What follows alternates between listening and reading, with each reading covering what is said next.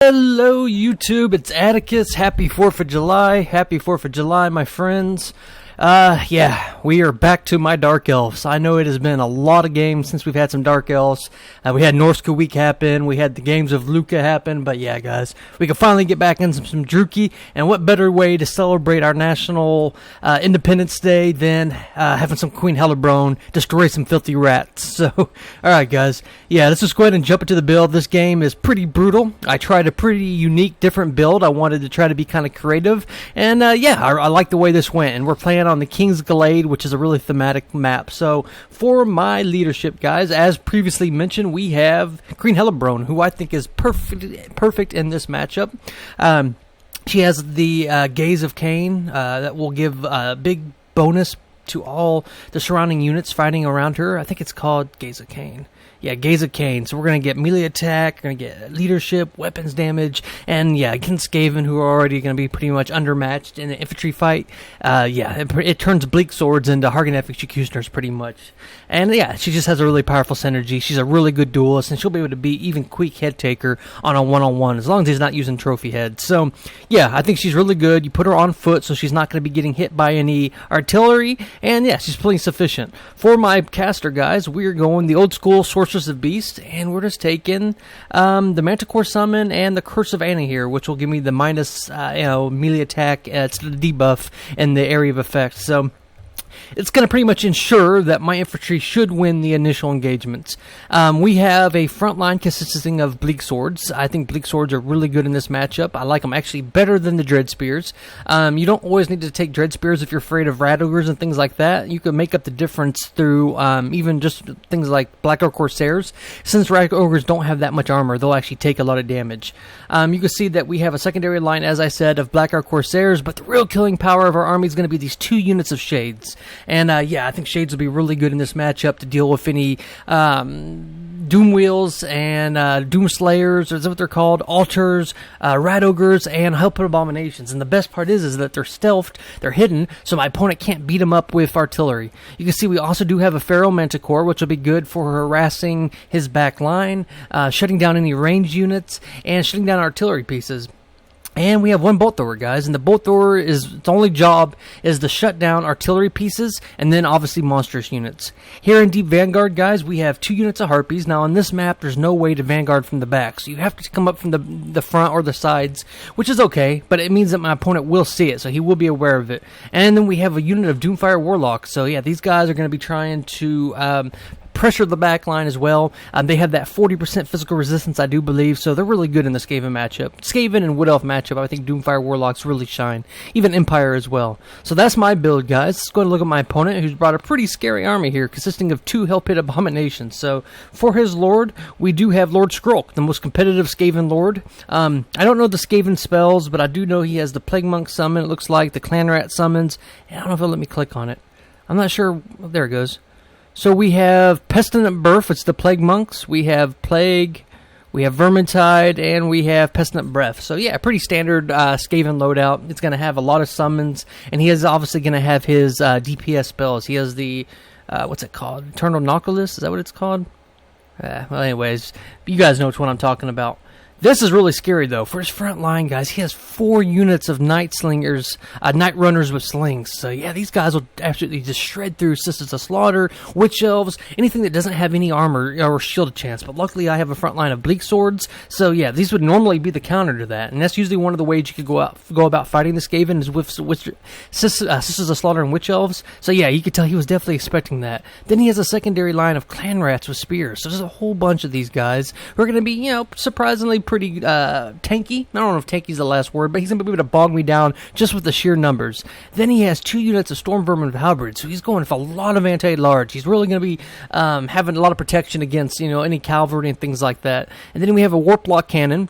Here in Vanguard, or excuse me, in the woods, he has a Hellpit Abomination, and over on this side, he has a secondary... Oh, kind of lost it. Secondary Hellpit Abomination. So this is a pretty scary army. He has a good counter for Dark Elf Infantry. He has counter against Cavalry. He has a little, you know, long-range artillery pressure, and he has 2, you know, monstrous units that I'm going to have to deal with. So, all right, guys, let's go ahead and start to it. So, right off the bat, as the 4th of July Patriot said to the firework, maybe I'm reaching. We're going to start just moving up the bolt thrower here, guys. It's pretty much going to be a trade of artillery. Now, any of you guys will know that the bolt thrower excels at shutting down artillery. It actually will break the models of the artillery piece. So every time it hits, it's not really necessarily killing the troops here in the back, but it's breaking the actual artillery piece. And every one that you hit, it's just one less thing that they can shoot at you. And I always find that the warplock cannons are not very good at shutting down artillery. Reaper bolt throwers excel at it, but not or Eagle Claw bolt throwers. But the Skaven artillery just does not do it. I think the catapult's actually better when trying to shut these guys down. Now, he does have a range advantage, obviously, so you can see I am getting shot in the face right here. There's nothing I can do about it. I have to close the gap, and you can see we're slowly and surely starting to move into position. We're right about here, so you can see we still got a little bit of way to go. It means he's probably going to get 3 or 4 volleys off before I could do anything. Over here on the right side, you can see I was trying to be sneaky, moving up the Doomfire Warlocks, getting the Harpies into position, but my opponent is realizing it. Obviously, he is seeing it, and he has his 2 units of Night Runners with slings here positioned to be able to keep those guys from diving in. Over on this side, the Pharaoh Manticore is getting into position as well. We're just trying to get that full encompass, trying to get that surround on my opponent before we strike. And you can see I'm not rushing up my infantry. I was walking, and then I'll run, and then I'll walk. I'm just trying to keep their stamina low. I don't want them to get tired before we even get to the fight. You can see the bolt thrower is starting to open up. We're doing a little bit of damage here to the cannons, and we'll see, boom, we actually destroy a model right there. And that's what I'm talking about, guys. I mean, he's had like 5 shots versus like my 1, and we've already destroyed 1 model. So that's why the bolt thrower, at least bring 1 in this matchup, guys. It's such a good counter to Skaven artillery. And you can see, we're going to speed it up here since we just have a little bit of area to traverse. You can see that I'm being really patient with my Manticore, same with my Harpies and my Doomfire Warlocks. But yeah, now I'm going to start moving guys into position here. You can see the Pharaoh Manticore is going to decide to hit this pocket right here. I saw that these Night Runners of slings were unprotected, and I am going to start positioning my shades. This shade will start firing on this Hellpit Abomination, and I'll have these ones try to focus the one on the right.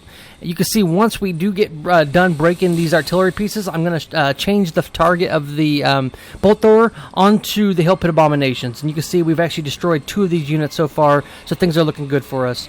You can see I'm going to get my first Manticore summon through the Supreme Sorceress. I'll have 2, or excuse me, just Sorceress. I'll have 2 of those in total, and that's going to help me shut down these Night Runners. You can see the Harpies are coming in to dive bomb the enemy. We're going to land right here on these Night Runners, and I do believe I land 1 on the Warplock Cannon. Now, he has all these spear units to protect, but yeah, Harpies are a small entity. They're not going to take any damage from the anti-large attacks of my opponent.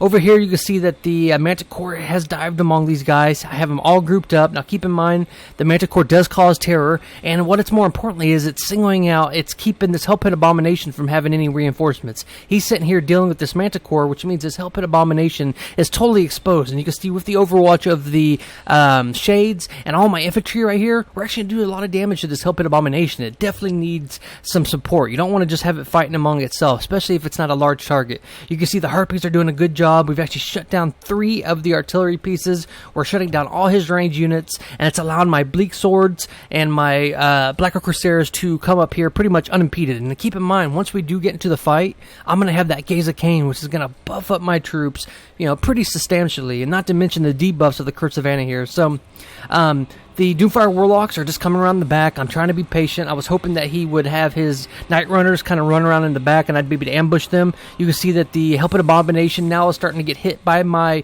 bolt throwers and the shades. And yeah, this is what I wanted, guys. You can see my opponent does get a one of his spells. I forget what it's called, but it's a damage spell right onto the glob of my troops. But that's okay. We'll be able to tank that damage. And you can see the Manticore, this is the summon, is going to be able to shut down some of those back pressures units in the back. And you can see we're actually fighting this Hellpit Abomination. We have 2 of my troops against his, and yeah, this Manticore is still doing a good job of keeping all those guys locked up. Now our front lines have started to collide, guys, and we definitely have the advantage. We have superior troops, even without all the debuffs. And there it goes, guys, the Gaze of Cain, and that's going to buff up all my troops here. Let's see, the Bleak Swords now have melee attack of 55 on Bleak Swords on a 500 unit, and yeah, we're going to be able to chew through those guys pretty substantially, pretty quickly. You can see we've already melted this Hell Pit Abomination down to about half health. These Shades are just such a good answer to them, and they're going to come in handy too once I need to start fighting these Storm Vermin with Halberds. And yeah, he doesn't really have an answer to these guys. I mean, they just have full freedom just to shoot those guys into the back. You can see the secondary Manticore summon is going to come here. It's probably going to land into this glob right here. I'm just trying to get some terror routes, and you can see we are going to be able to break the first Hell Pit Abomination, guys. So yeah, these Bleak Swords, my Sorceress, and the Shades are just doing a really good job of destroying those guys. You can see I do got some Harpies here, and my Doomfire Warlocks were able to get into the back. So yeah, we shut down those Night Runners with Slingers with my with my Doomfire Warlocks, and also I'm going to have their bound spells. So I'm going to have that Soul Blight and that Doom Bolt, which will come in handy here pretty quickly. Over on this side, guys, you can see, yeah, just my infantry are doing a really good job against this Hell Pit Abomination. Same with, as up the other side, these Shades providing that Overwatch is just such a good counter to them. And, my opponent didn't even know I had these guys till they started firing because of their, stalk mechanic. This Manticore, the Summon Manticore, is fighting amongst the regular Manticore, and we should be able to get a terror round on these guys here pretty quickly. And you can see that Hellabron is still at really good health. I'm going to send her in to deal with Lord Skrulk here pretty quickly, and you can see I do cast a Curse of Anna here, or what is it? Nope, Soul Blight, excuse me, from the Doomfire Warlock. So we're just lowering the armor of those guys and making it a little bit easier for me to start killing those guys. And you can see the Shades are going to start opening up on these Storm Vermin. These Storm Vermin don't have any shield chance, so yeah, they're going to be taking a lot of damage. And you can see I'm just ping-ponging around with my Doomfire Warlocks. I'm trying to keep this Hell Pit Abomination from returning. And yeah, I mean, it's pretty much the name of the game, guys. You can see my infantry is holding up all these Skaven units. He does have a unit of Plague Rats, and you can see he is getting another, it looks like Clan Rat summons, but yeah, things are looking good for us, guys. I'm not too concerned about it. Over here, you can see we did break that one unit. That one Hell Pit Abomination did break, which he had the Skaven Slaves kind of pop out of him. But yeah, we definitely have full battlefield control. You can see we're routing a bunch of his troops from the Terror of the Manticore, and we're just trying to escort off some of his troops. We're using these Bleak Swords and the Manticore to kind of screen out for him. Over here, you can see that he does get another one of his poison, his rat magic, we'll call it, spell onto my Shades, and it actually does a lot of damage, so that's really unfortunate, but we have a really strong balance of power lead. Things are looking really good for us, and you can see Hellabron is starting to fight amongst Lord Skrulk, and yeah, Lord Skrulk is actually going to get spanked by Hellabron. She is such a good duelist. Over here, you can see the Shades are going to start fighting amongst these Storm Vermin right here, and yeah, it's kind of the name of the game, guys. Going to slow it down one more time. Over here, he does have a lot of troops that are returning, but I do have this pressure. I have these Bleak Swords, which will keep him from being able to regroup with his army. The Manticore, which is doing, the terror, it's scaring away his troops, and we have this full health unit of Doomfire Warlocks pretty much, which will have the mobility to shut down his Night Runners and things like that. You can see I'm going to get my second Gaze of Cain here, guys, and yeah, it's just pretty much just buffing up Crone Hellabron and the one unit of Bleak Swords, and you can see we're actually just going to destroy Skrulk. He is going to break, and Hellabron should be able to destroy him and chase him off the map. And you can see the two units of Shades right here, guys. He just does not have an answer to. These guys have been the real MVPs for me, and you can see I still even do have Harpies over here who are just a little bit of a bonus unit that I can use if I see any holes in my defense, or if I want to escort units off the map. You can see Hellabron should start to chase Lord Skrulk here pretty quickly. You can see my Sorceress is still at pretty good health. We are able to break his troops here on the right. We're winning in the center pocket, and we're escorting off the last of his troops here on the left. And I have a lot of troops that could come, reinforce that, but it's just going to be army losses and a win for the Dark Elves. So, yeah, let me take a breath. I was talking a lot there. So, what won me that game, you ask? Well, I think it was the Shades, guys. I think the Shades were able to melt those Hell Pit Abominations within like a minute. I think the Bolt Thrower was able to shut down his artillery piece. You guys saw it, even though it had like 6 shots before it fired. The Manticore, I mean, listen, guys, the Pharaoh Manticore is such an amazing pick in this matchup because it causes terror. So don't be afraid to spend 800 for a Manticore, which is going to break a lot of these cheaper units. Hellabron was a perfect counter to Lord Skrulk. I mean, she's just a great unit. You mix her in with your infantry, and you saw it. I mean, look at the kills on my Bleak Swords. I paid 450, and I had 131 kills, 60 kills, 120 kills. That's good value. So, and then obviously the Harpies. I mean, if you watch my Dark Elf guides, you know how much I love the Harpies. They are perfect for shutting down pretty much everything that the Skaven has. So, anyways, guys, happy 4th of July. It's Atticus, and yeah, I'm glad to be back to some Dark Elf videos. So I'll see you guys next time. Bye-bye.